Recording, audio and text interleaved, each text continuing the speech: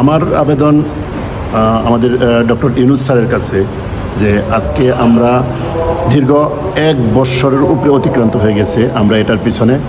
উনি কথা দিয়েছিলেন তোমরা কোনো উচ্ছৃঙ্খল আন্দোলন কোনো কিছুতে যাবে না, তোমরা শান্তভাবে তোমরা আবেদন করো, আমরা তোমাদের বৈষম্যের শিকার যারা তোমরা আছো তোমাদের সকলকে বৈষম্যের থেকে আমরা উদ্ধার করব, আমরা ন্যায় বিচার করব। তা আমরা ইউনূস স্যারের কাছে মানবিক আবেদন শুধু এটুকুই যে আমরা যে আজকে এত বছর যাবৎ বৈষম্যের শিকার, সবার প্রথম আমরা বৈষম্যের শিকার, সেইখান থেকে আমরা মুক্তি চাই।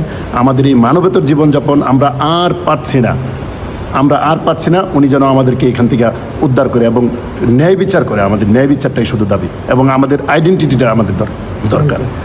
আজকে এটাতে শ্রম দিতে যে আজকে আমি একটা ছোট্ট বেসরকারি একটা জব করতাম, সেই জবটাও আমার চলে গেছে।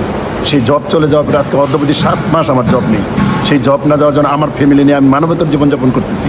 আজকে কিভাবে আমি সংসার চালাই, আমি আজকে পাঠাও চালাই, আমি জীবিকা নির্বাহ করতেছি, আমার ফ্যামিলি সব কিছু আমি কন্ট্রোল করতেছি, আজকে পাঠাও চালিয়ে। আজকে আমার নাম রিয়াজউদ্দিন।